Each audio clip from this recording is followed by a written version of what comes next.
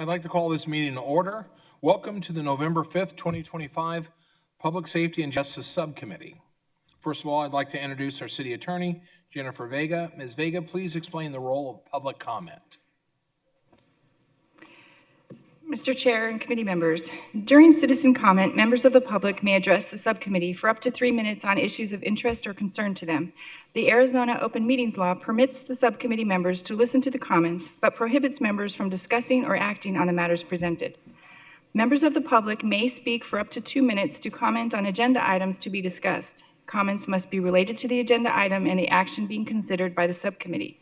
The City Council and staff cannot discuss or comment on matters related to pending investigations, claims, or litigation. Thank you. Thank you. I would also like to introduce our interpreter. I believe it's Elsie Duarte. Ms. Duarte, could you please provide a brief comment? Yes, thank you, Mr. Chairman. My name is Elsie Duarte. I will be providing Spanish interpretation during today's Public Safety and Justice Subcommittee session. I will now take a moment to address our Spanish-speaking audience. Buenos días, mi nombre es Elsie Duarte. Estaré brindándoles interpretación a nuestra audiencia de habla hispana en esta sesión de Subcomité de Seguridad Pública y Justicia. Para escuchar la reunión en español presencialmente, favor de pasar por unos audífonos ubicados a la entrada de la sala de cámaras.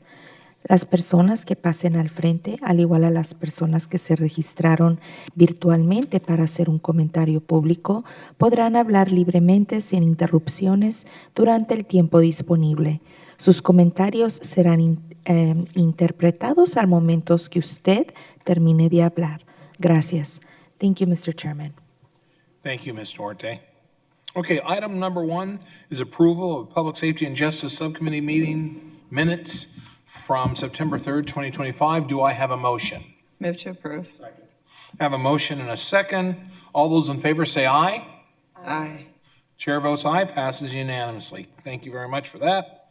Item number 2 is consideration of judicial appointments.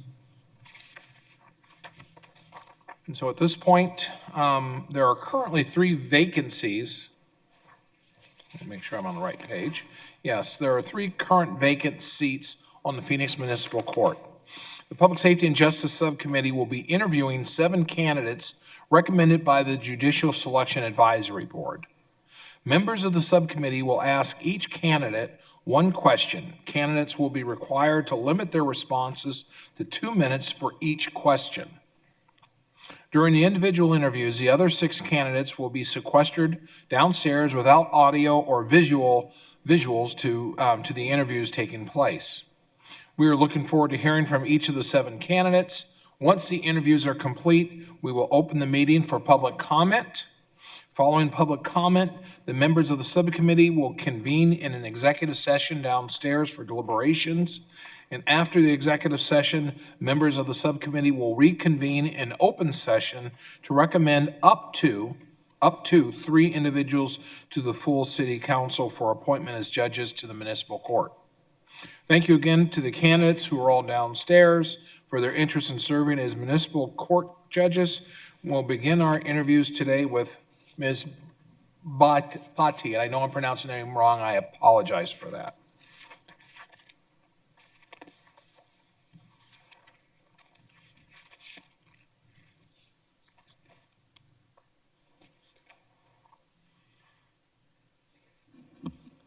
Good morning. Good morning. Chairman Robinson. Vice Mayor O'Brien will ask the first question. Good morning. Thank you for being with us. How would you approach sentencing in cases involving repeat low-level offenses, balancing public safety, neighborhood impact, and rehabilitation? Thank you, Vice Mayor O'Brien.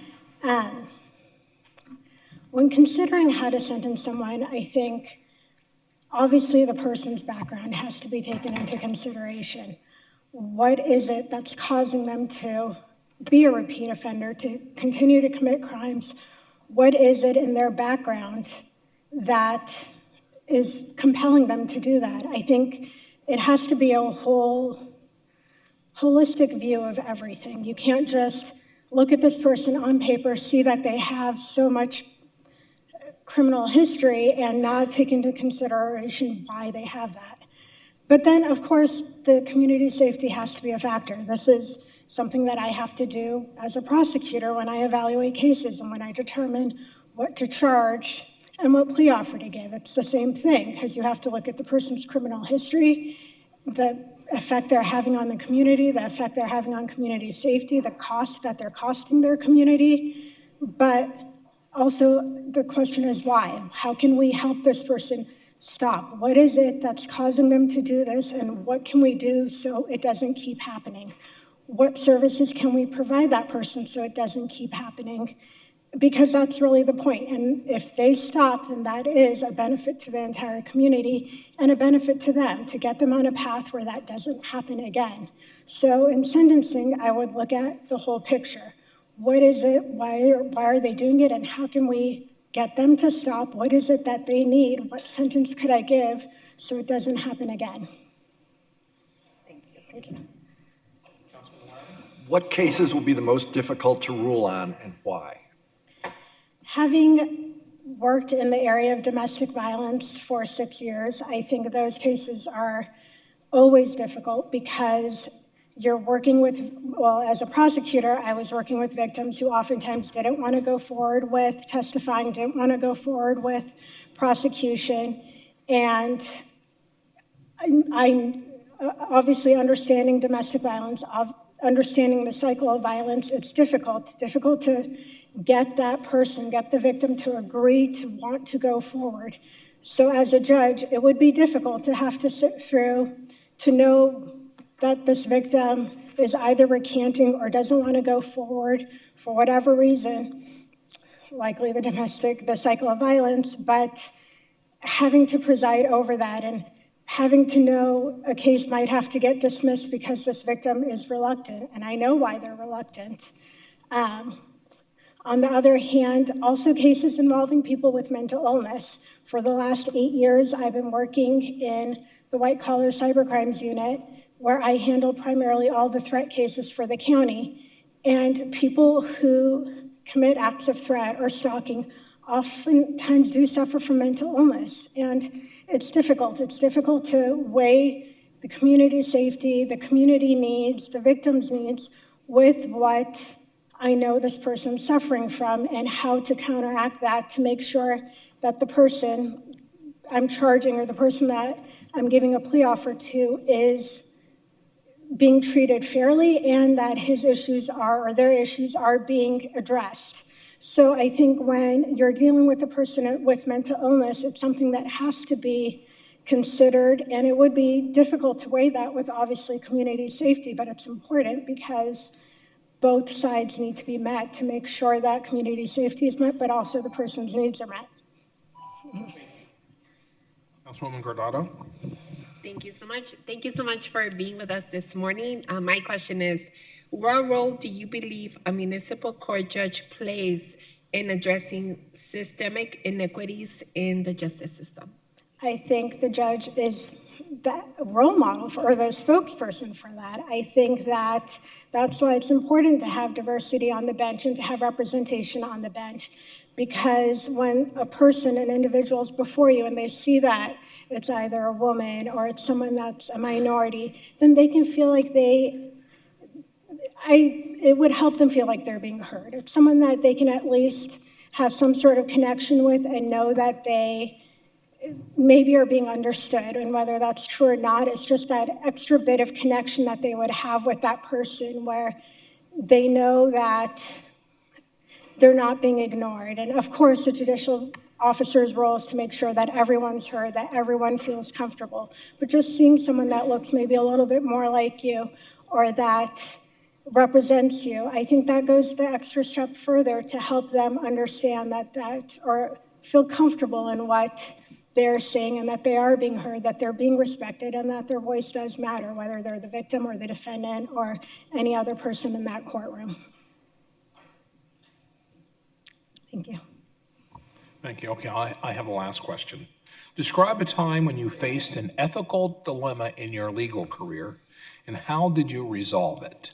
As a prosecutor, I have to make all the charging decisions on my cases and then plea offers on my cases. One case that has always stuck out to me is a case involving a very serious child abuse where a nanny was accused of causing harm to a 9-month-old baby. She was taking care of that baby. She had indicated that the baby had some sort of seizure and struck its head on something, but all the medical reports we had back were consistent with the baby having suffered from shaken baby syndrome, that the baby had been shaken, and that's what caused the injuries. And the case went on for about a year. There were expert witnesses. I had extensive conversations with the parents who were victims. They had given their baby to a nanny. So this wasn't a person that was a family member or a father, it was a nanny. So it was more difficult than that now, and their baby lived. So it was harder because it's a person they trusted with their baby, but their baby is alive now, was in a vegetative state, and it's hard for them to come around. The ethical dilemma came in. The defense got an expert who had determined that the baby may have suffered or had meningitis in its system that could have contributed to this, and very well probably did. So I obviously, with that information, had to staff the case. It's a serious child abuse case, and argue for a dismissal without prejudice. The case couldn't go forward. I couldn't go forward prosecuting this woman knowing that there was at least some chance she didn't do it. But that included having to talk to the victims who had waited 1.5 years for some sort of justice, that their baby was never going to be better, and having to explain to them why I ethically could not go forward with the case anymore, and I had to dismiss it. And I mean, it was brutal. They cried. It was awful, but that was ethically the right thing to do because I don't know that this person did what we accused her of doing. Okay, thank you very much. Thank That you. concludes the series of questions that we have for you at this time. So thank you very much. I think Zach will escort you back Thank you, downstairs. council members. Thank you. Thank you.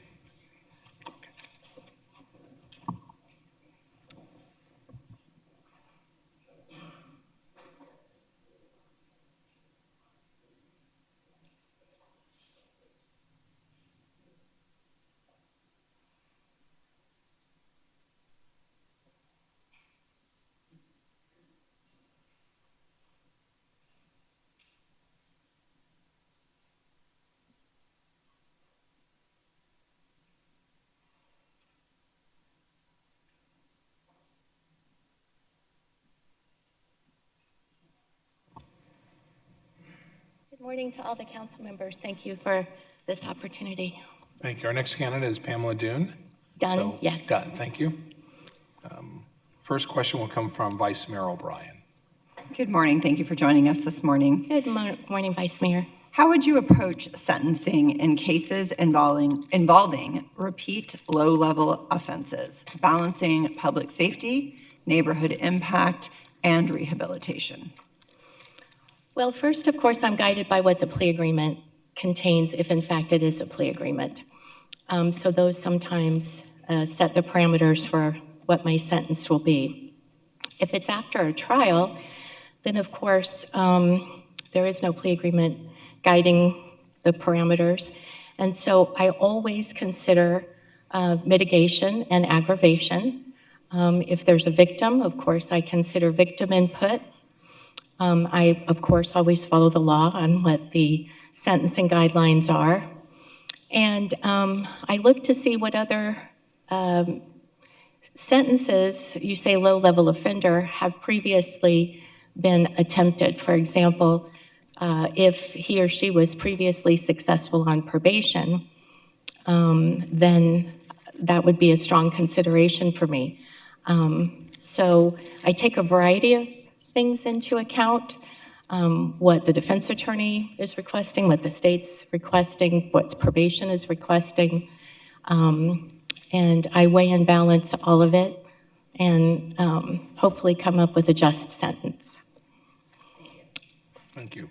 Next question is by Councilman Waring. What cases will be the most difficult to rule on and why? Candidly, I've been on the bench so long, I don't know that there's any particular case that is difficult for me to rule on. I know that it's always challenging when there's been great harm to a victim, because you want to acknowledge and account for that harm. But I believe that each case is its own case. It's not, I don't look at them as,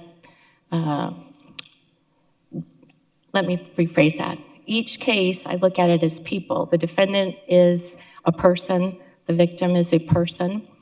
And I just weigh and balance everything before me, follow the law, consider mitigation and aggravation.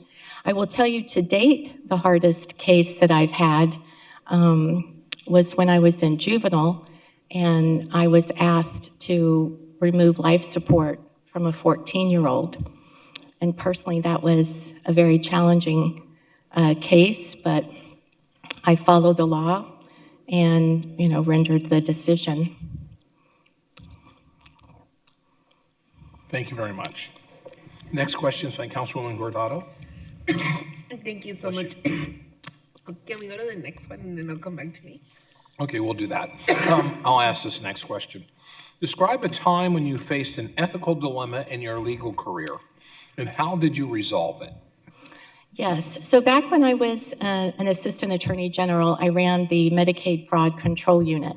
It was a 3/4 federally funded position.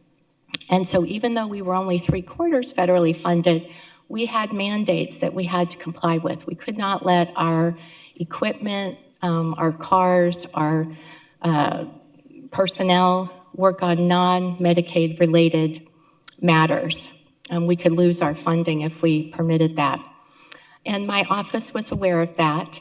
I remember one day I got a call from our chief investigator over the entire office, and he asked me if they could use several of our cars for a search warrant.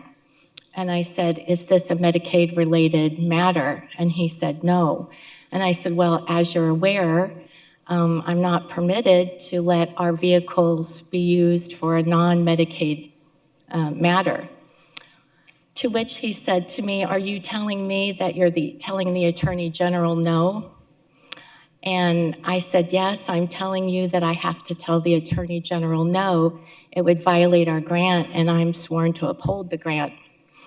So candidly, I hung up the phone and I thought, well, I probably have a job for about 5 more minutes. But thankfully, they did not use my cars, and I did not lose my job.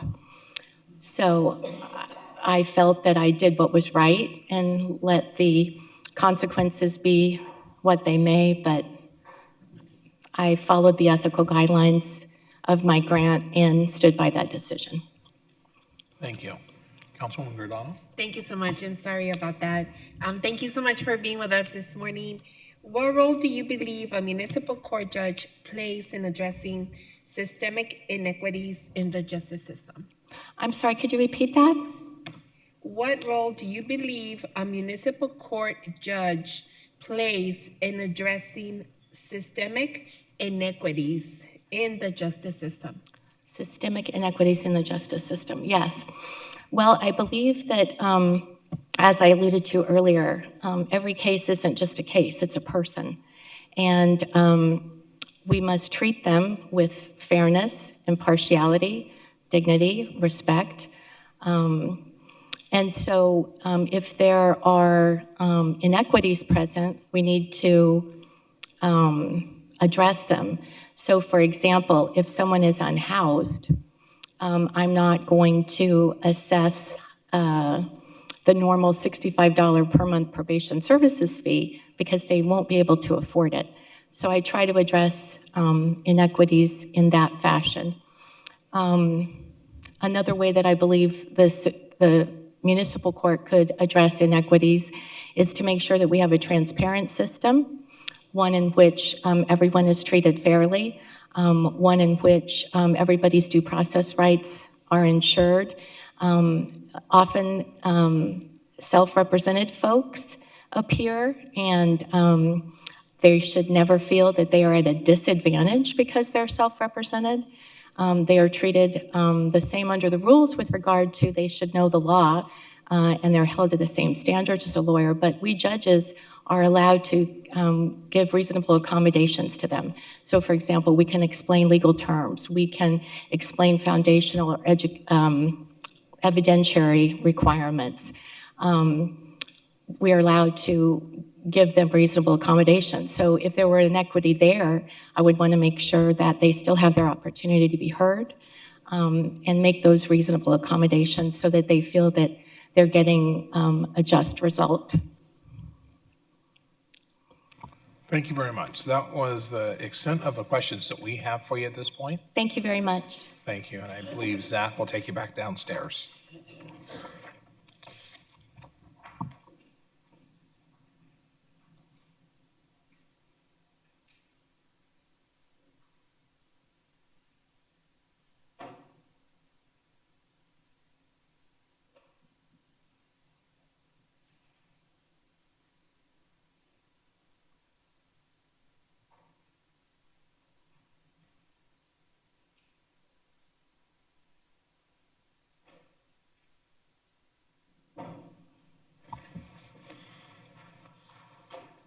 Our next candidate is Brett Hutchinson. Mr. Hutchinson, the first question will be asked by Vice Mayor O'Brien. Good morning, sir. Thank you for joining us. How would you approach sentencing in cases involving repeat low-level offenses, balancing public safety, neighborhood impact, and rehabilitation? Well, I've listened very carefully to the subcommittee's September meeting, and I understand what they're expecting of their judges in the future. I think that it's important to not prejudge cases, so I can't tell you exactly what I would do in every given case, but generally speaking, with repeat offenders, I think they need to be held accountable for their actions. I understand from what was discussed during your September subcommittee meeting that the community is concerned with people being arrested and then being released in a very short time. I think that's not appropriate, and I think it's been shown that that's not something that should continue to go on. Thank you. What cases will be the most difficult to rule on and why?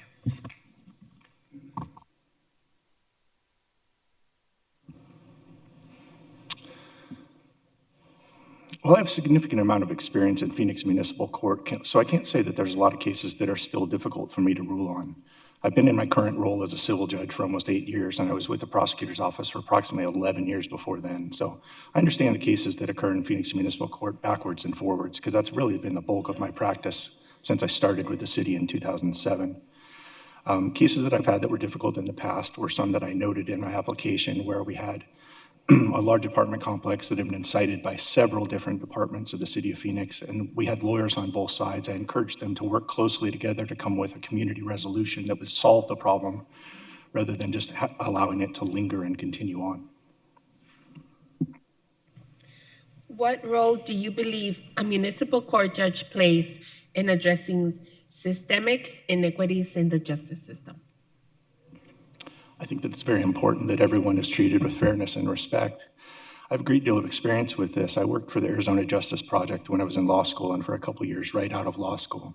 I'm familiar with tactics that have been employed by various prosecutorial agencies in the past that were essentially referred to as a trial tax. I worked specifically on one case where the gentleman's offer pre-trial was 7 years. Now, I wasn't his attorney at the time. He chose to go to trial, and after a 2-day jury trial, he was convicted and sentenced to 20 years. That seems to me very unfair. I understand the purpose of pretrial offers and how they're lower than sentencing, but sentencing a person to more than about 3 times what the pretrial offer was is not something that should be done. It's not justice, in my opinion, and I fought hard against that in my career. Describe a time when you faced an ethical dilemma in your legal career, and how did you resolve it? Well, I'll tell you a story and then I'll circle back. When I was a young prosecutor, I was coming downstairs to begin the second day of a jury trial. It was a DUI. As I approached the courtroom, there was a juror who was reading a newspaper, and as I approached the door to the courtroom, he kind of lowered the newspaper and said something to the effect of, "Don't worry, we'll get him," or "I'll make sure we get him."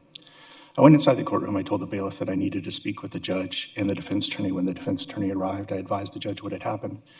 And correctly, the defense attorney moved for a mistrial, which was granted. I tell you that story not because it was an ethical dilemma for me, but it's because what you get with me is somebody who's very ethical. I've spent my entire life building my reputation, and I'm not going to destroy it over one case. I had a professional responsibility teacher that taught us to learn where the ethical rules are and stay far away from them. When I'm teaching judges in my mock hearing classes, I teach them learn where the ethical rules are and stay very far away from them, because our reputation is something that could be taken away if we make a mistake, so it's very important to protect. Okay, thank you very much. That concludes the extent of our questions for you. Appreciate your time. Thank you.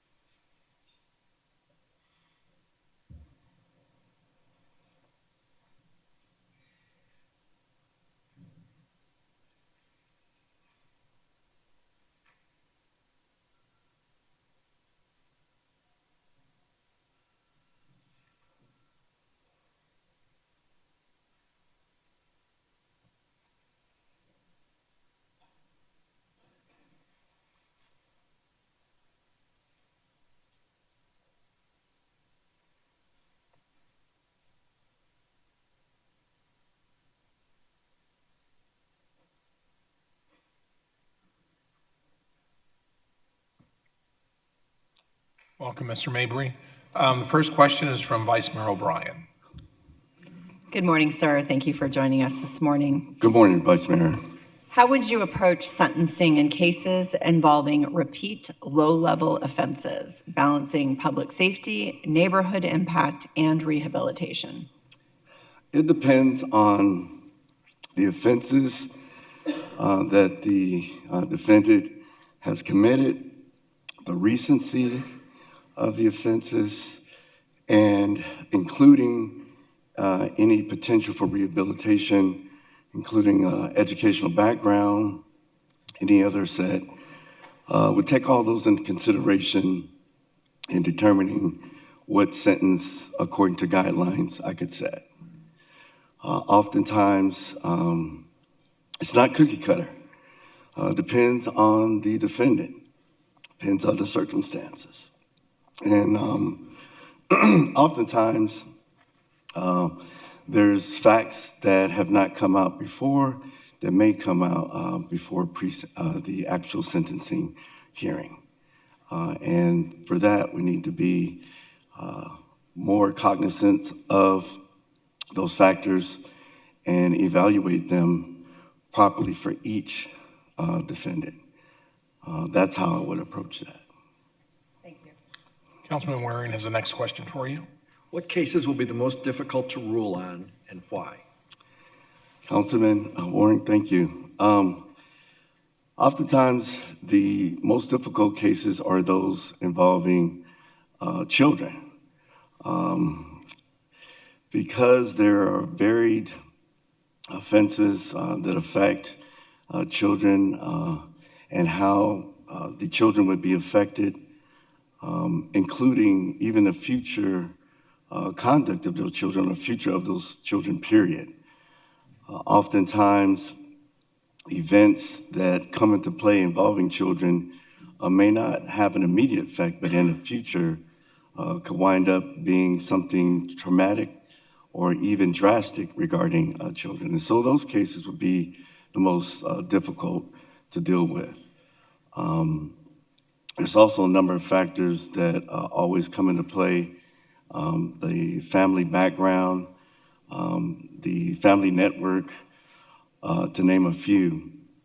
Oftentimes, there's factors that we need to evaluate to determine what we're going to do with these cases.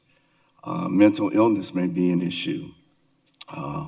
Past trauma in the family that's not really connected to the individual child themselves, but trauma in the family which can also play into the difficulty of dealing with the different cases. Thank you very much. Councilwoman Guardado has the next question. Thank you, and welcome, and thank you for being with us today. What role do you believe a municipal court judge plays in addressing systemic inequities in the justice system? Good morning, Councilman. In this society, growing up as a native son of South Phoenix, there's some inequities that are not really spoken on. This society, and including in this city, there may be lack of awareness in dealing with certain inequities. I believe my experience being a native son, born and raised in South Phoenix and growing up in the projects, I have a different viewpoint. Not only in civil, but all cases. But in civil cases, there has to be some type of awareness of how individuals have come to be in these disputes, the level of power or availability of resources in these suits. What is the end result being sought in these suits? A lot of times, what may not seem to be a big thing to one party could be a monumental thing to another.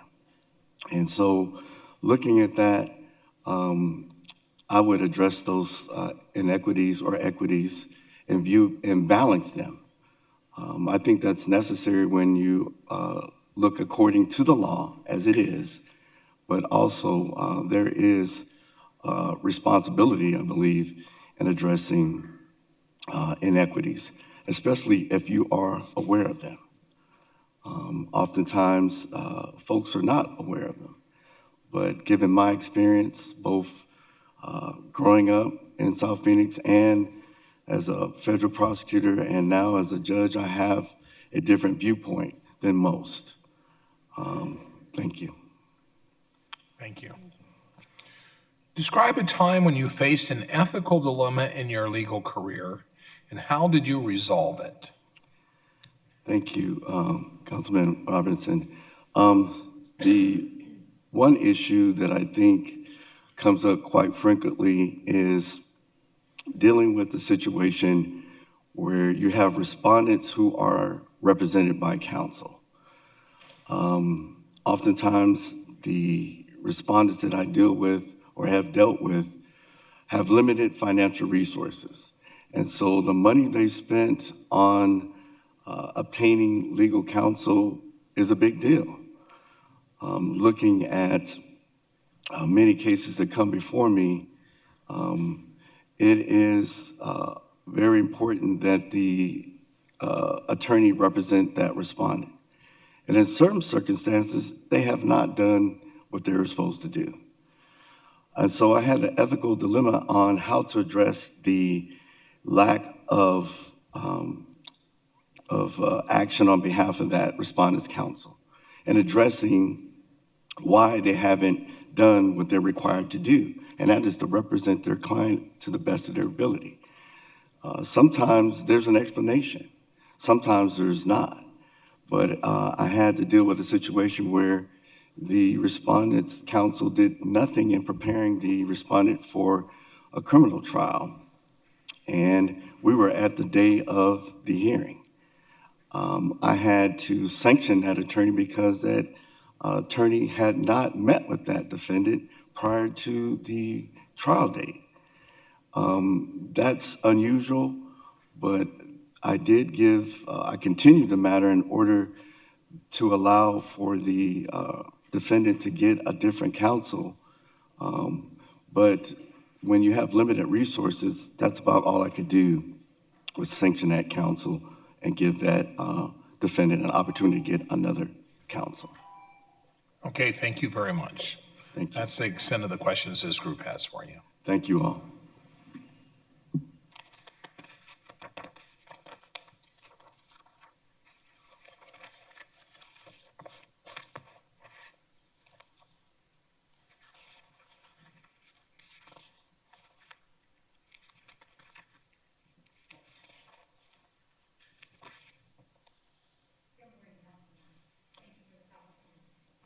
Thank you. This is Christine Milano. Ms. Milano, Vice Mayor O'Brien has the first question for you. Good morning. Good morning, and thank you for being here. Thank you. How would you approach sentencing in cases involving repeat low-level offenses, balancing public safety, neighborhood impact, and rehabilitation? Thank you, Vice Mayor. Excuse me.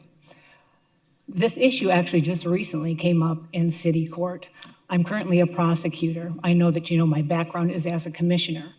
However, I deal with very often in court criminal trespass in the third-degree cases, so low-level misdemeanors.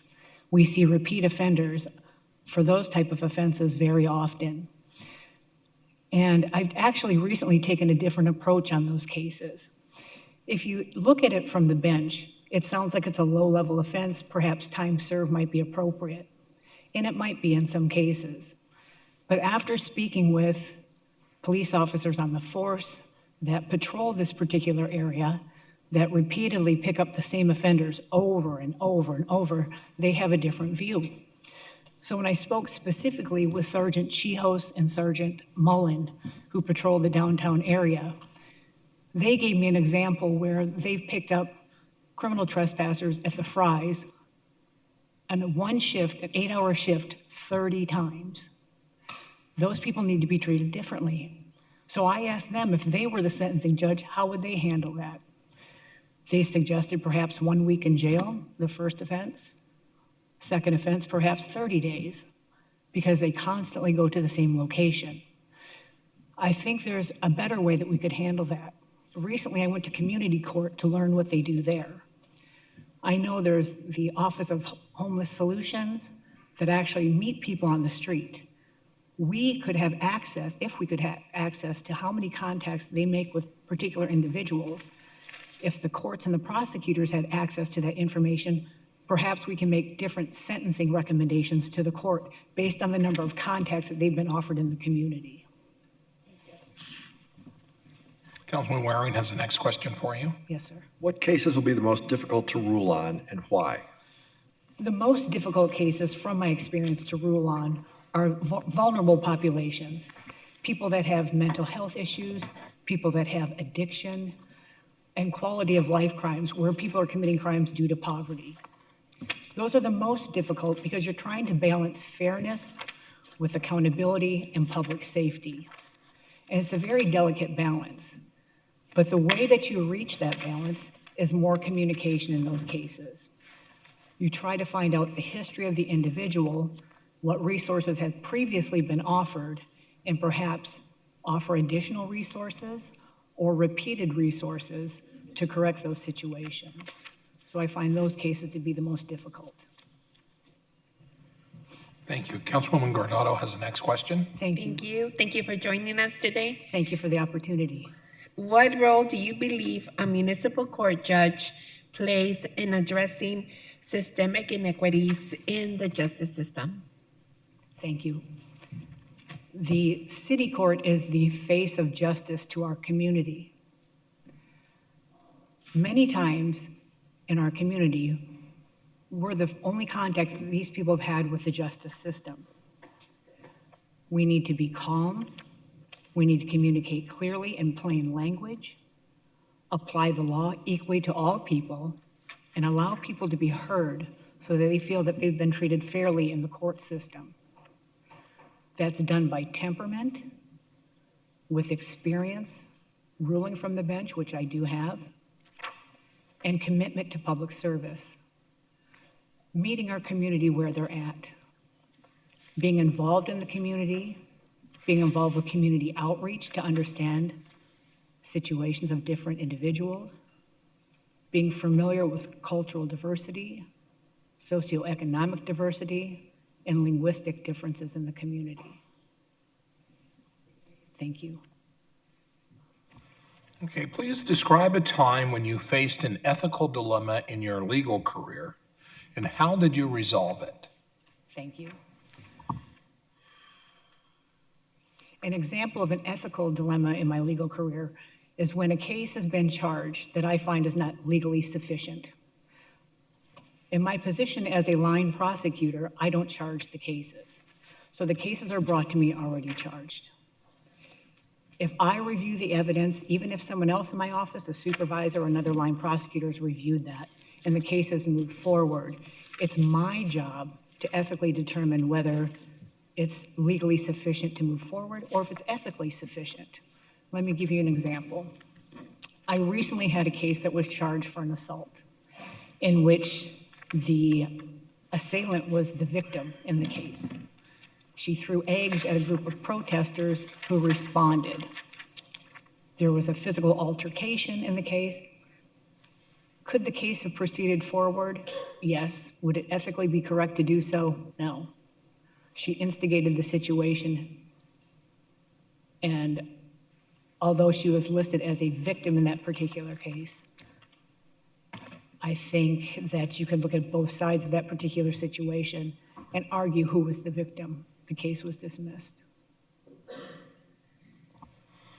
Okay, thank you very much. That is the extent of questions that this panel has for you. Thank you, council members, for your time and the opportunity. Thank you.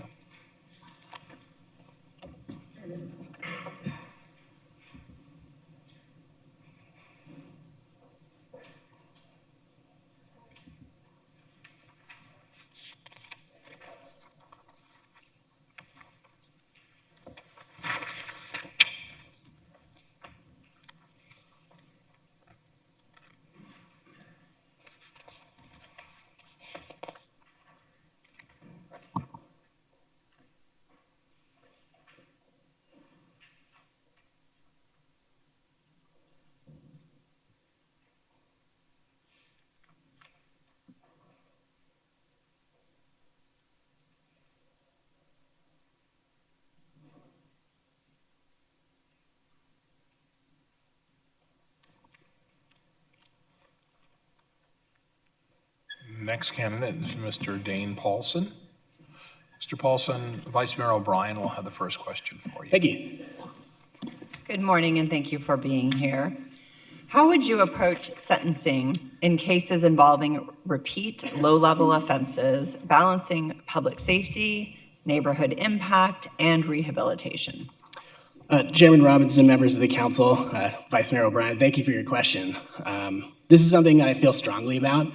As you may have gleaned from my past experience, I have a lot of experience in criminal prosecution, and what that means is that I have dealt with cases like that, repeat offenders, for a significant portion of my career. The city court is in a unique position in the community to seek to balance the efforts of rehabilitation in a court and treating offenders with compassion and humanely, but also needs to always remember that there is an interested party that's not in the room, and that's the community. Public safety is extremely personal to me. I have spent 10 of the 14 years that I've been an attorney in criminal practice. 5 of those have been here at the City of Phoenix, and 4 of those were in the Phoenix Municipal Court. I have handled every kind of case that you can handle in the city court, and I have seen firsthand the effect that offenses have on the community. And I'm familiar with that even more so given my last year in advising the Phoenix Police Department. I'm aware of the challenges that the city is under, and as a member or as a citizen of Phoenix, and I live in Phoenix myself, I have a vested interest in seeing this city be what it can be. And I think that when you deal with repeat offenders, it is always important to remember to treat people firmly and apply the law carefully to those cases, and keep in mind their humanity and with compassion. But always remember that a primary responsibility of the court is to protect the community. Thank you. Thank you. Councilman Waring has the next question for you. What cases will be the most difficult to rule on and why? Chairman Robinson, members of the committee, Councilman Waring, thank you for that question. The most difficult cases that I think in city court that are presented to a judge are domestic violence cases. And I say that for a couple reasons. One has to do with the evidentiary challenges that come with domestic violence cases, and the other is the emotional toll that they can take. Domestic violence cases present an especially challenging situation for judges because very often the cases come down to one person's word against another. Domestic violence offenses often take place behind closed doors. There isn't independent witnesses, there's no physical evidence.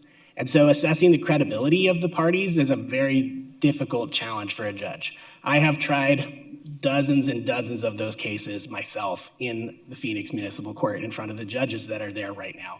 So I'm very familiar with those challenges. And I worked very hard to make sure that I presented the best case that I could. The other reason why they are especially difficult, I think, for a judge is the emotional toll that they take. People that are in public safety, first responders, are known to sometimes internalize some of the difficult and situations that are presented to them and the violence that they see. And so I think it's difficult for anybody, and especially for a judge, to have that repeatedly be in front of them every day. And so it's important for a judge to always act impartially, always keep in mind the duties of the court to protect the rights of all the individuals, but also recognize the gravity of those offenses and make sure that they apply the law evenly while also assessing the credibility of the parties to the best of their ability. That comes with experience, and that's the kind of experience I would bring to the bench if I were appointed. Thank you. Councilwoman Guardado has the next question for you. Thank you so much for joining us today. What role do you believe a municipal court judge plays in addressing systemic inequities in the justice system? Chairman Robinson, members of the council, and Councilwoman Guardado, Phoenix has a very diverse community. I have worked in numerous jurisdictions, and by far the most diverse one that I've worked in is the city of Phoenix. As I said before, I've worked in this city court for 4 of the last 5 years, and in my representation of the police department, that's been reinforced to me about the diversity of the community, and it's extremely important that judges are aware of the inequities that certain communities have faced, and it's extremely important for a person in my position to understand that I haven't experienced the kinds of inequities that others may have, that I won't possibly understand on a personal level what some people have gone through. And so a judge needs to start by understanding that every single person that comes into the courtroom brings with them their entire history, that we won't know and understand all the things that they have been through. And so a judge always needs to temper as far as they can their preconceived notions. They need to be treating people with the respect and dignity no matter what their background is. And they need to make sure that the law cuts through all those biases and is evenly applied to every single person who comes in that courtroom. As someone who dealt with unrepresented parties in the city court, as someone who spent time in the city court myself, I've seen that. And the judges that are there are great at treating people with kindness and with respect and dignity. That is the kind of behavior that I will emulate, and I'll strive to emulate on the bench. Thank you. Describe a time when you faced an ethical dilemma in your legal career, and how did you resolve it? Chairman Robinson, members of the council, thank you for that question. This is a question that comes up a lot in a person's career. And what I will say is that I remember a time as a young attorney having a case in which the penalty for the offense would have been very severe for this person. The circumstances of this person's offense would seem to not merit those consequences, especially because this person's felony history included drug possession. He had a drug addiction, and I won't say more than that to protect the identities involved, but I got to a point in which the standard plea agreement or the standard policy that would apply to a case like this was something that I did not agree with. At that time in my career, like I said before, I dealt primarily with repeat offenders and primarily violent crimes. And so in this particular case, this person was exposed to potentially 16 years in prison for stealing a drill from a vehicle. And I didn't feel that that prison sentence and the plea agreement that would be applied to that would have been appropriate. But as a young attorney, I wasn't confident in my ability to speak up about that. And I had to consider, if I let the case pass on to somebody else, whether somebody else would handle that case with the kind of care and attention that I wanted to bring to it. So the ethical dilemma was, do I continue to prosecute this case, and how do I do that ethically? And what I did is that I worked hard to talk to my supervisors, talk to my colleagues, and work hard to get an exception to what our policy normally would have been. That person went and served still a fairly lengthy prison sentence and will not know what I did behind the scenes. But I felt strongly that in being a judge and a prosecutor requires using all your ethics and morals to bear on every case. Okay, thank you very much. That concludes the extent of the questions that this particular group has for you. Thank you. So thank you.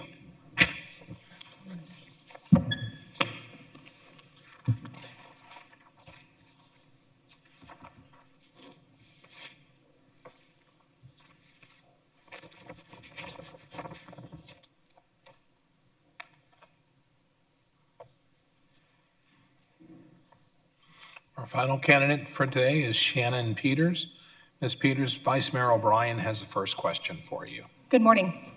Good morning, Ms. Peters, and thank you for joining us. How would you approach sentencing in cases involving repeat low-level offenses, balancing public safety, neighborhood impact, and rehabilitation? Thank you, Vice Mayor, for the opportunity to answer that question. Approaching sentencing requires a holistic approach to examining what's better for the community, the safety of the community, as well as the aspects of the particular crime and the defendant involved. The attorneys that are involved have the obligation to present mitigation to the judge, as well as the prosecution. I would balance those mitigating and aggravating factors, as well as consider the safety of the public. In cases where defendants are repeat offenders and have had opportunities to engage in our programming at the Phoenix Municipal Court, have they been through treatment courts? Have they gone to domestic violence treatment counseling?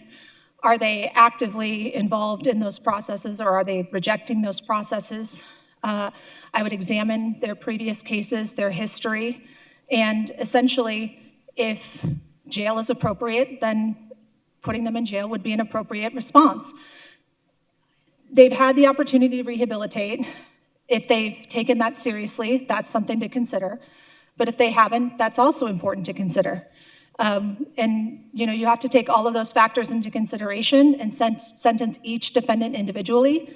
Ideally, I could also hear from the victim in the case and hear what they believed was necessary in order to protect their safety, what they wanted to see as an outcome in the case, and take that into consideration.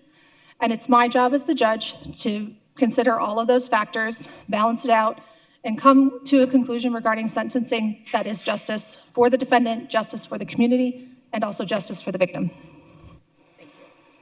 Next question comes from Councilman Waring. What cases would be the most difficult to rule on and why? Thank you for the question. It would be difficult for me to rule on cases that involved child abuse or neglect of children. I am a foster parent and an adoptive parent of 2 little boys, and so I have extensive experience in the system as a foster parent and not necessarily as a litigant. That experience has given me the opportunity to see how those cases play out from the other side of the bar, and the insight that being a parent to a child or children who have been severely abused or neglected gives me a perspective that would be difficult for me to set aside. As a defense attorney, I have to represent individuals who are charged with difficult crimes. I have to have the courage to represent everybody zealously. However, we can set those things aside, those personal parts of us aside, and be able to be the best kind of lawyer that we can. I would be the same as a judge on the Phoenix Municipal Court. I would be able to take those personal feelings and set them aside and be able to adjudicate each case fairly. But those cases would be difficult for me given the experiences that my children went through and the amount of time that I've spent working with children who have had traumatic pasts. That would be something that would be difficult for me to handle. But I am able to have the courage to set that aside and judge each case fairly and impartially. Thank you very much. Next question is Councilwoman Guardado. Thank you so much for joining us today. What role do you believe a municipal court judge plays in addressing systemic inequities in the justice system? I believe that a judge plays a very large role in addressing systemic inequities in the system. It's our job to be conscious of all factors that affect the community. And when we're looking at a particular defendant who's walking into our building, it's the scariest part of their lives. They've never usually been in that court before. They don't know what to expect. And we have to look at all of the circumstances of a person as a whole. Again, harking back to the first question, what kind of opportunities has that person had to rehabilitate? What kind of circumstances did they grow up under? Are there things that have happened in their lives that have affected their decision-making? Things that are outside their control, like poverty, their access to education, choices that their parents made. There are many, many factors that contribute to why a person is in that courtroom that day, that predate that being there that day for that matter. And so as a judge, we want to hear all of that information and balance it out, and do so in a manner that brings justice for all, that person that is in the court feels like they were heard, their experiences were considered, their voices were important, that they are still treated with respect and dignity, no matter what kind of socioeconomic status that they have, no matter what their background is. Phoenix is a melting pot of diversity, and so all of those experiences will come before you as a judge. And when we have the ability to put individuals into treatment courts, that is a tool at our disposal that can also help address some of those inequities that we see.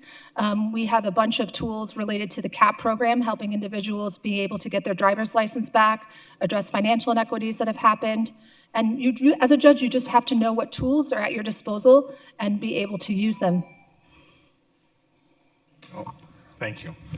Describe a time when you faced an ethical dilemma in your legal career, and how did you resolve it? Thank you for the question. When I was a young attorney, I worked for a firm, and I was their first associate. And in my time with that firm, I was not the attorney that would do the initial intake, so I did not initially meet with the clients and decide what kind of cases that we would take. Those attorneys would assign those cases to me. I would become competent, I would work those cases and have most of the interaction with the client. There was an individual that came in and did a consultation with the owners of the firm that had a driver's license issue related to their driver's license being revoked for multiple DUIs. That is a statutory revocation or suspension. That is not something that an attorney can just walk into MVD and undo. During that consultation, it became evident that those attorneys had promised that individual a particular outcome. They had told him that they would get their license back, and they had paid that attorney a large sum of money in order to have him do that. And me as the associate, they gave me the file. I opened it up, I looked at it, and I said, there's nothing I can do for this individual. His driver's license is revoked, and there's nothing we can do about it. I approached my superiors, and I said, I think we need to return this individual's money. We cannot help him. And they said, looked at me, and they said, just earn the fee. And I was a young associate, new to Arizona, and I looked them in the face and I said, I won't, and I can't, and I quit. I didn't have a job lined up, I didn't have a safety net, but in that moment, my ethical obligations to that client and myself overrode, and I had the courage and the bravery to tell them no. And that has really governed and set the tone for my entire career. I hold myself to a very high ethical standard. Thank you very much. Thank you. That concludes the interview of our candidates. I think they're all coming up at one point. As they get, well, I'll wait till they all get here and thank all the candidates. Then we will go into a public comment, and I'll explain that in a quick second.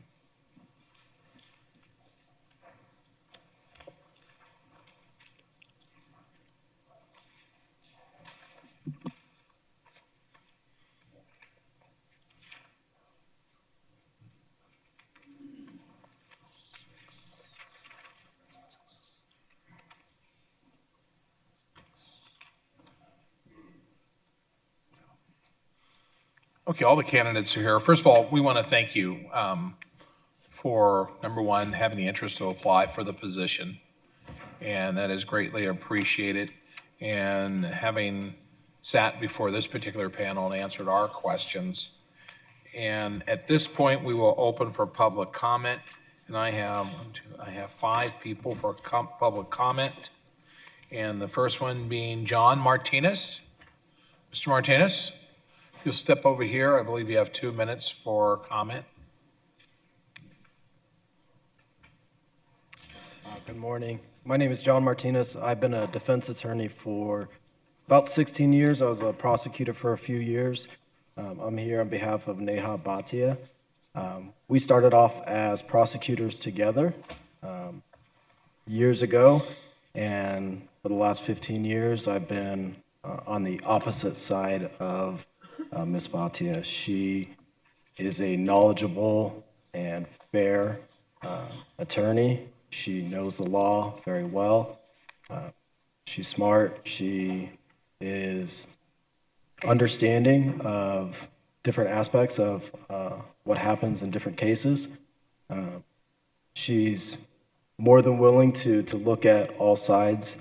When we're able to present some mitigating factors or some things that go above and beyond the norm, she's able to really review that and is fair in all of her decisions.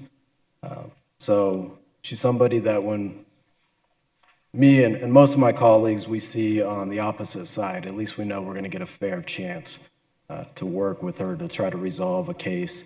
I think she's a great candidate, and I would fully support her being one of the judges here in Phoenix. Thank you. Thank you very much. Next citizen for comment, Ed Leiter. Mr. Leiter.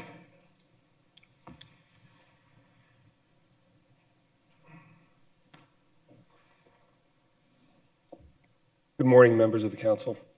I've known Neha Bhatia for 18 years. We started the Maricopa County Attorney's Office together. Over the last 8 years, I've been her supervisor, and now I am her division chief. She referenced this during her interview, but the focus of her current practice is in the world of what we call threat assessment. And it's that type of work that it differs from that of many prosecutors insofar as there is a deep understanding and analysis of underlying mental health and what lends someone to making a threat online, what lends someone to directing potential violence toward public officials, toward, a store that has wronged them. And in her practice, she is able to take the role of a prosecutor, that being a minister of justice and someone who looks holistically and makes a determination that someone is perhaps not deserving of a charge, that the best path forward for the community may be not to charge someone. It may be to give them diversion. It may be to deviate from what we call the pathway to violence, someone who's planning an attack, who's verbalized a desire to do bad things. And so she would make a fantastic judicial officer, in my opinion, because of that discerning nature and how she looks at cases. And I think that would translate very well to a judicial officer. Thank you for your time. Thank you.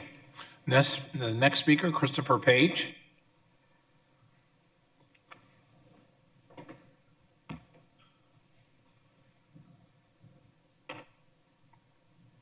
Good morning, and thank you for the opportunity to speak on behalf of judicial candidate Shannon Peters. I am honored to present to the Public Safety and Justice Subcommittee this morning. As the Executive Special Agent in charge of a federal law enforcement agency that conducts ongoing criminal investigations across multiple cities in this great nation, I appreciate and respect the significance of judicial appointments. As a career federal law enforcement executive and officer, Most investigations that I've conducted or either supervised have been under the review of appointed justices who have completed similar proceedings. As a public servant in the law enforcement profession, I understand the importance of selecting suitable candidates to serve as municipal court judges. That is why I'm more than happy to say a few words on behalf of Shannon Peters. I've known Shannon for approximately 13 years when I first transferred to the American Southwest. Her husband and I are colleagues in the same law enforcement agency. Unlike other defense attorneys who I've encountered throughout my career, Shannon has often volunteered her expertise to assist law enforcement officers in my organization by providing best practices for success during evidentiary hearings, testimony, and constitutional rights of the accused. Shannon's desire to both defend the rights of her clients and to provide legal training to law enforcement officers is a testament to her admiration and respect for the law. If she were asked to choose between which side to take in criminal matters between the government or the defense, or in civil matters between the plaintiff and defendant, Shannon would maintain her impartiality and integrity. She would remain steadfast in her commitment and passion for the justice system by ensuring that all are equal before the law. In closing, Shannon possesses one of the most beneficial traits for a municipal court judge: judicial temperament, a trait that encompasses both the ability to apply the law before the facts and to understand how a judicial decision will affect the individual. Thank you very much.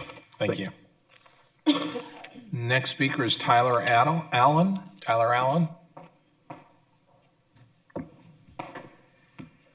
Good morning, Council. My name is Tyler Allen, and I'm here to speak on behalf of Shannon Peters. I have a little bit of a unique experience with Shannon. Both of us started out our legal careers during the recession, and we both graduated and had our initial jobs revoked. So it goes to show what Shannon has built on behalf of herself. I later had the opportunity, and what I want to speak about is being her employer. It's rare for an employer to have an employee who is more intelligent than them and able to tell you no. It's a trait that I greatly admired with Shannon, and I will tell you, I've had more compliments from clients on behalf of Shannon than any other employee I've ever had. I will tell you that Shannon always sees the person, and she always hears the person. As a judge, that is so incredibly important. She will see each person that comes in front of them, whether that's a prosecutor, a defense attorney, or a defendant, and she will listen. I've also never seen someone work a file as an attorney like Shannon does. Every single page will be read, every single fact will be listened to, and that is so incredibly important. And so it is, obviously, I give my full recommendation for Shannon Peters, and I appreciate you listening to me. Thank you. Thank you for that. Our final speaker is David Allen.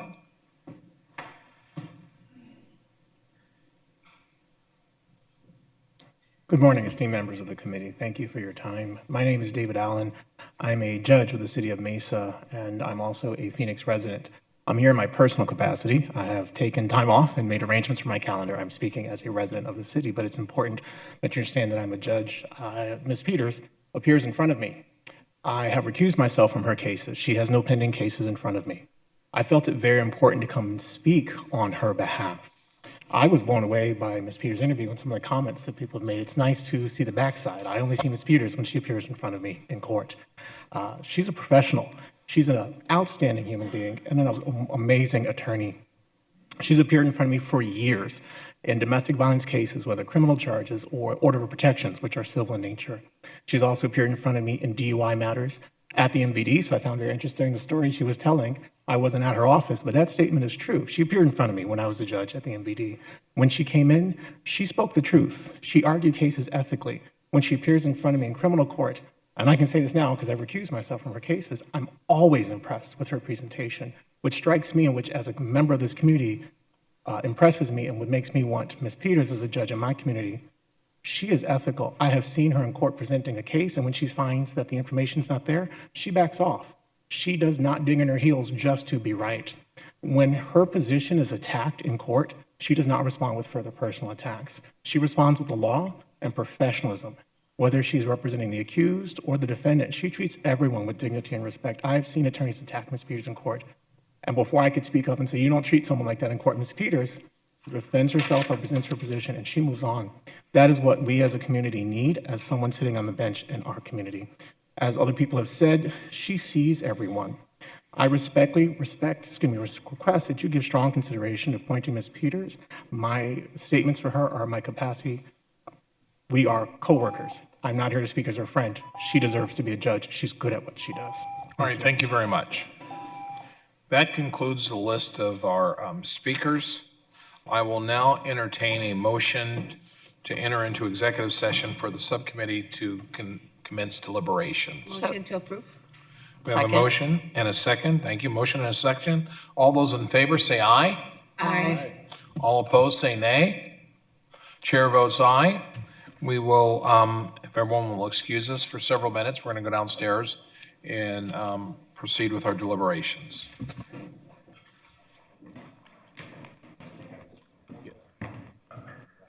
Oh, that's here.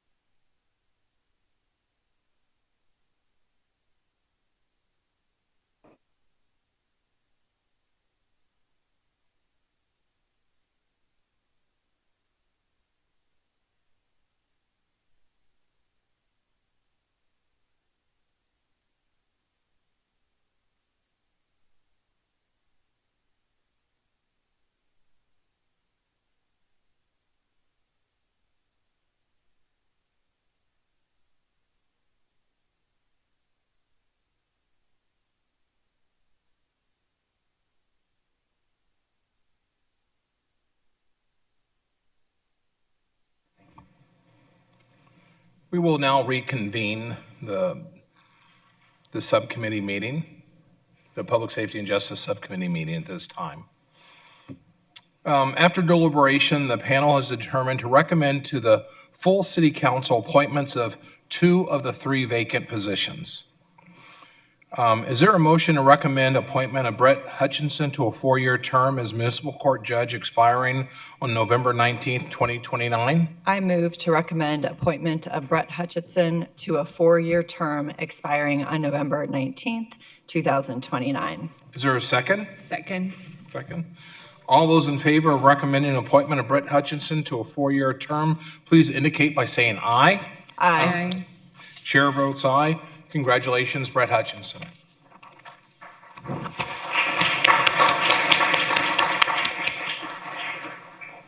Motion number 2. Is there a motion to recommend appointment of Christine Molyneux for a 4-year term as municipal court judge expiring on November 19th, 2029? I move to recommend appointment of Christine Molyneux to a 4-year term expiring on November 19th, 2029. Is there a second? Is there a second? Okay. All those in favor of recommending appointment of Christine Molyneux to a 4-year term, please indicate by saying aye. Aye. Chair votes aye. Congratulations to Christine Molyneux.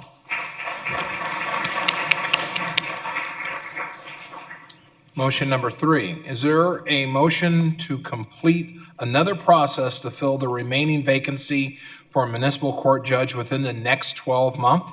I move to complete another process to fill the remaining vacancy for municipal court judge within the next 12 months. Is there a second? Second. We have a motion and a second. All those in favor of completing another process to fill the remaining vacancy for a municipal court judge within the next 12 months, say aye. Aye. Aye. The chair votes aye. Thank you very much. Motion passes. Thank you very much for your attention and your presentation and your involvement today. Thank you. The subcommittee will move on to item number 3. Our final presentation today will be provided by Executive Assistant Fire Chief Tim Kreis and Assistant Fire Chief Rita Riddle-Bigler, who will provide a presentation on the fire department staffing, hiring, and response times, as well as updates on the TPT tax plan process or progress.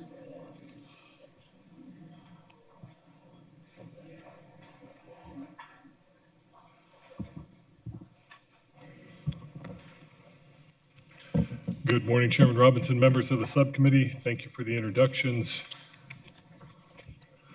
Starting out with the transaction privilege tax, before the turn of the last fiscal year, the council, thank you for your support, approved an increase in transaction privilege tax from 2.3% to 2.8%, which will fund many of the positions that I'm going to discuss here in a moment with you all.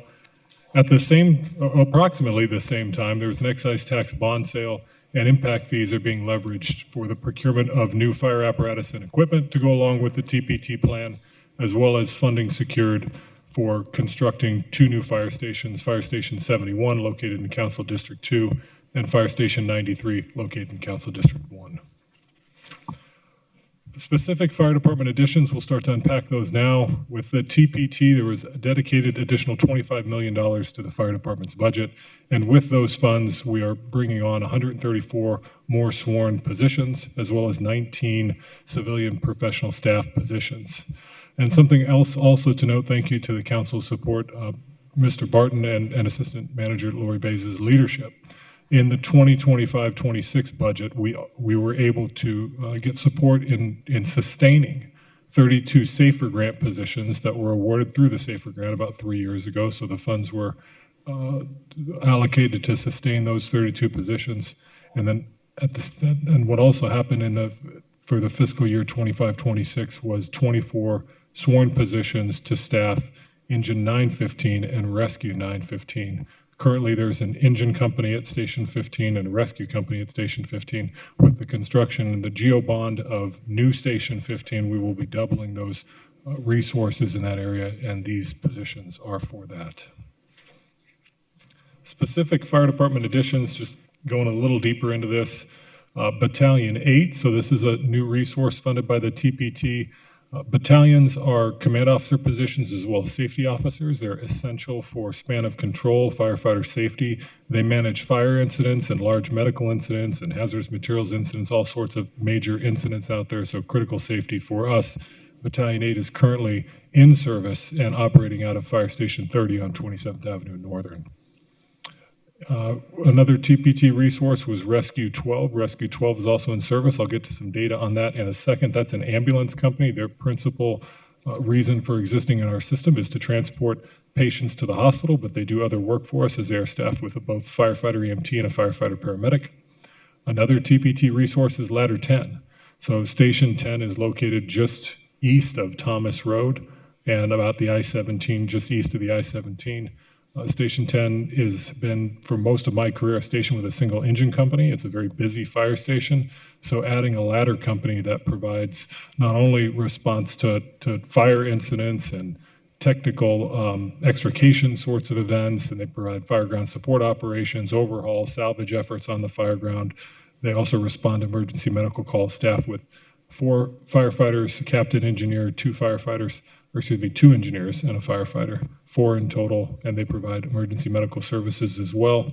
A rescue company is being added to Station 1. Station 1 is located on 4th Avenue and Van Buren, just downtown here, and it's a very busy fire station these days, so adding that transportation capability downtown will be a big increase for our service delivery.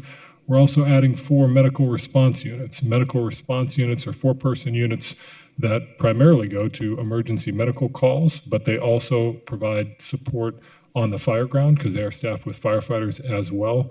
Medical Response 1 will operate out of Council District 1 around the Station 33 and future Station 93 areas. Medical Response 2 is going to go up in Council District 2 and around the Station 45 area. Medical Response 2 is our top priority because of the response times in Council District 2, and we're hoping to get that resource in service very quickly here, possibly the spring of 2026, a 24-hour medical response running out of Station 45 is our plan. Medical Response 3, Council District 5, working in the area of Station 40, and Medical Response 4 in Council District 8, another busy area around the area of Station 39.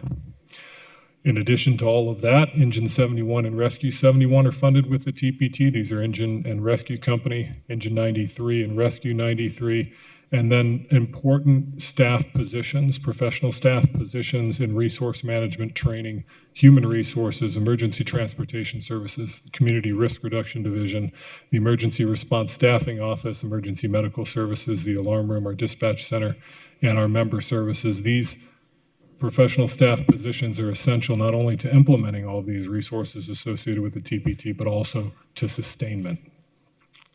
Under Chief Duran's leadership, we have formed an executive advisory committee and a core team that's made up of both labor and management on the Phoenix Fire Department. We're working very closely together. And the reason for that is because this is a significant amount of things here to manage. So we created an infrastructure subcommittee that's focused on procurement of apparatus, focused on procurement of equipment, focused on securing property and building new fire stations. We also have a human resource and training subcommittee that Chief Bigler will speak to these points more, and she chairs this committee for us with her labor counterpart. But this is focused on recruitment and hiring and training and paramedic training and firefighter entry training and all of those aspects, promotions associated with managing the transaction privilege tax and these increases in fire department resources. We're pleased to present on things that have already been placed into service. As a reminder, of course, all of these resource additions we're discussing here came with the new fiscal year in July 1st of 2025 here. Battalion 8 was put in service in July, as well as human resource staff being onboarded. In August of 2025, we were able to staff up our member services program, some of the logistics positions and technical services staff positions. In September of 2025, training staff was onboarded. Proud to say that Rescue 12 is now in service, brought in staff for the Emergency Response Staffing Office, started a new paramedic class, and also a firefighter academy class. Coming soon, this is an image of the Station 74, which is located in West Ahwatukee, down south there. Very proud of this station. It's going to be a great addition to our community. It's coming along fine. We anticipate that station grand opening the end of 2025 and having an Engine 74 and a Rescue 74 providing service to that community will be a great addition. We anticipate Ladder 10 going into service at about the exact same time, end of 2025. We'll hire and onboard more EMS, HR, ETS, and facility staff. We anticipate that to be done before the fall is over in 2025.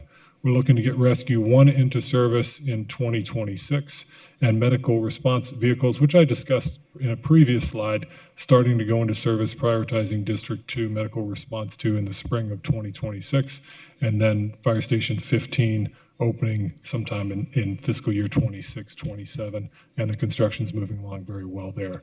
I'm going to pass the presentation over to Chief Bigler to discuss some of the staffing aspects. Thank you, Chief Christ, and good morning, Chairman Robinson and members of the subcommittee. I'll be presenting updates on our staffing, recruitment, and retention efforts. Recruitment, hiring, and retention are more important than ever, and again, thanks to Council's approval of the TPT and other increases to fire department capacity. Here's our current snapshot of our hiring numbers. Our authorized sworn position count is 2,027. Of these positions, 134 of them are TPT and other our TPT, which were assigned to the fire department in July of 2025. To date, our sworn filled position count is 1,899, which includes our current recruit class of 48 on track to graduate January of 2026. Our next hiring process is underway this week as we plan to hire 65 new recruits, our largest academy yet, and they're scheduled to start in February of 2026. This chart shows separation data for the past 6 years. The attrition rates that we are tracking are shown on this slide as retirements. These are members who reach their actual retirement date.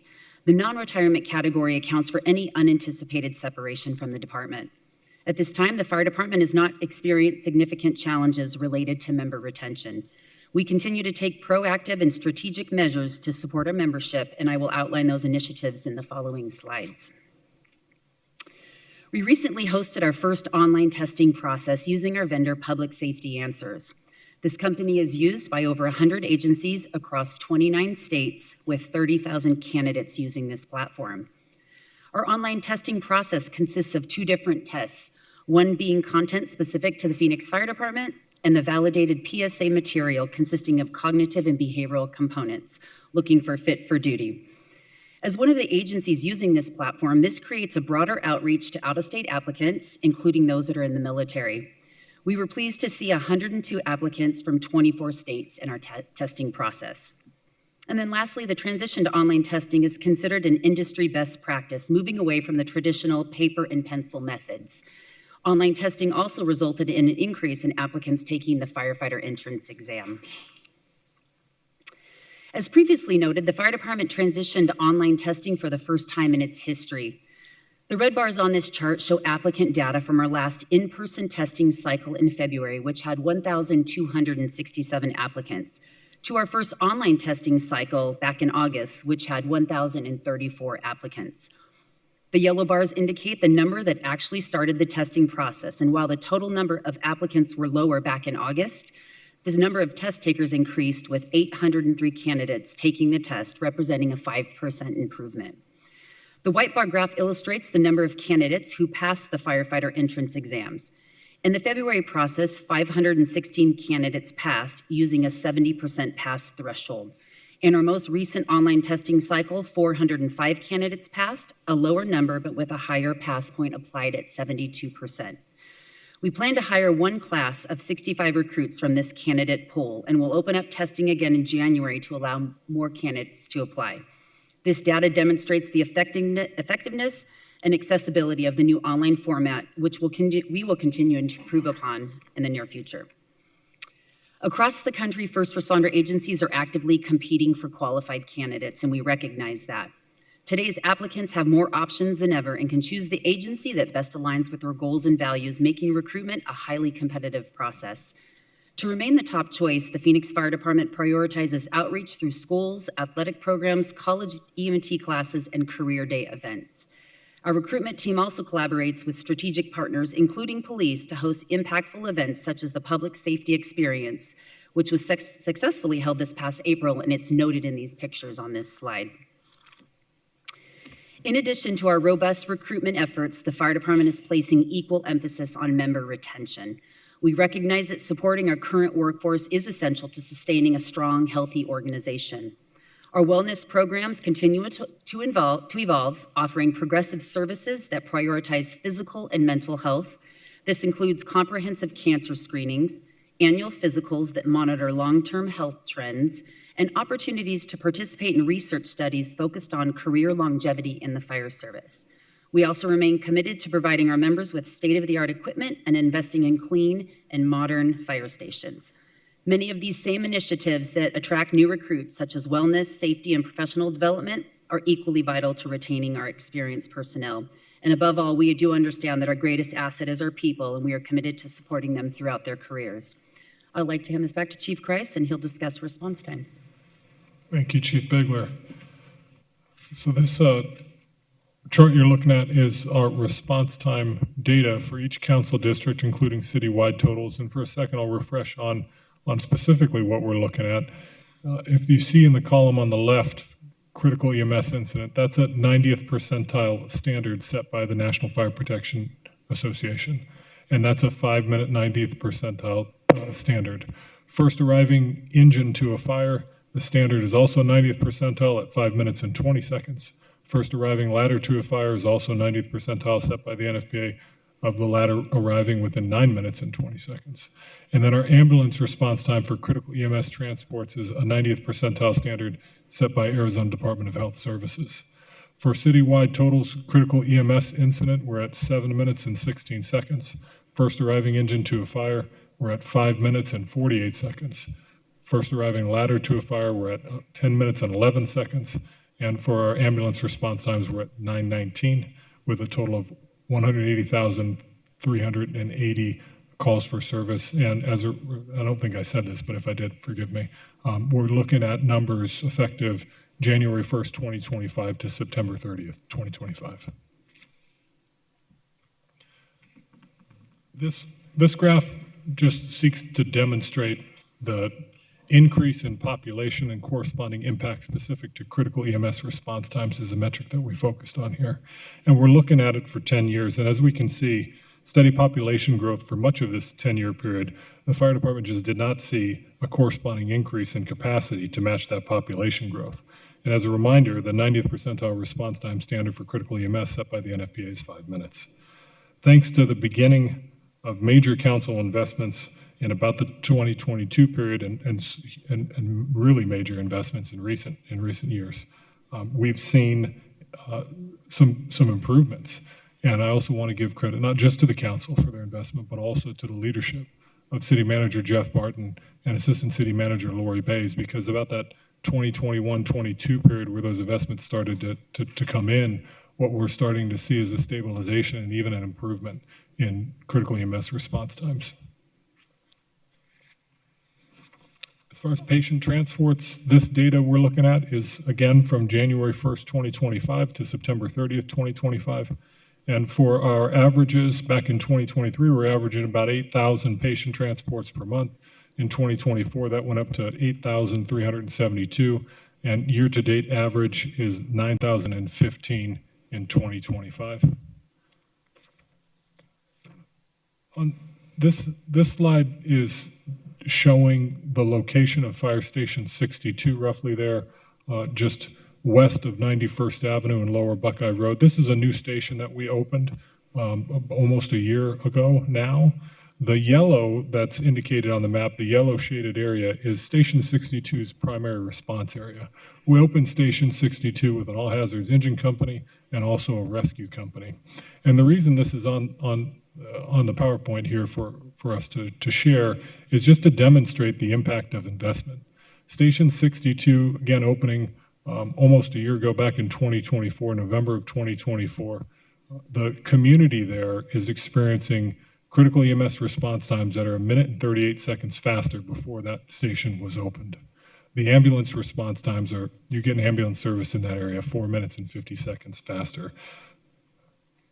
Shifting gears a little bit, we had shared that we put Rescue 12 in service. Rescue 12 is about Indian School and 32nd Street, just kind of east of downtown Phoenix.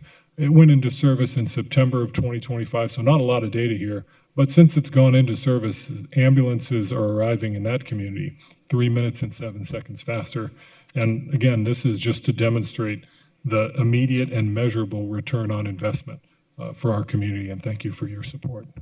And with that, that concludes the presentation. I'd be happy to answer any questions. Okay, thank you. Let me check with my colleagues. Jim, do you have any questions? Vice Mayor? Wait, no? No questions? I have one real quick question, and Chief Riddle-Bigler, I think it's for you. And it comes to, well, let me find the slide I put my notes on. Slide number 11. It's just the number of recruits that are actually applying for the position and that are testing and then who have passed. Can you quickly walk us through let's say I am a fire recruit, I've passed, I'm at that point where I've passed. What do I have to do next? And usually how long of a timeline is that? Chairman Robinson, thank you for the question. So for example, with online testing, it was an open application period of 3 weeks. So you could take your test at your convenience 24/7 and finish that process. Once that process concluded at the end of August, it took us about a month to compile our list, send notifications, and those that took the test back in August are going through their first round interview this week. And then if they pass that, they'll have a week break, and then they'll come back for their second round and be notified the following week, which would be right before Thanksgiving if they've been offered a job with Phoenix Fire.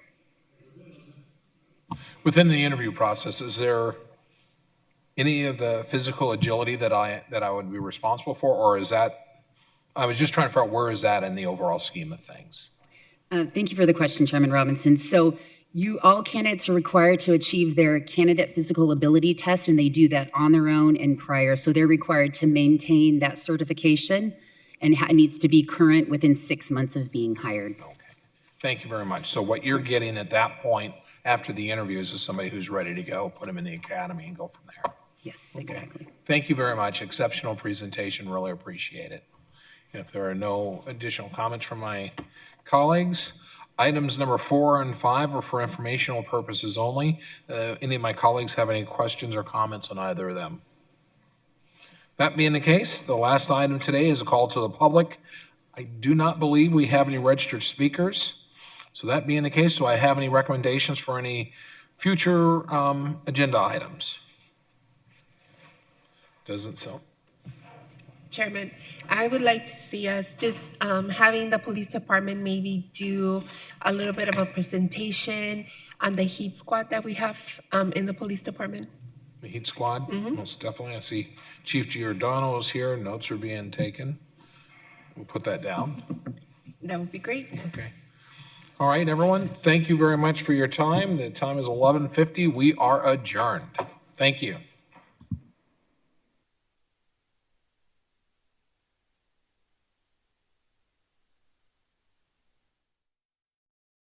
The Palms Theater, they were single screen theaters. Paramount Arizona hired a guy named Ralph Haver to design the Cine Capri Theater. That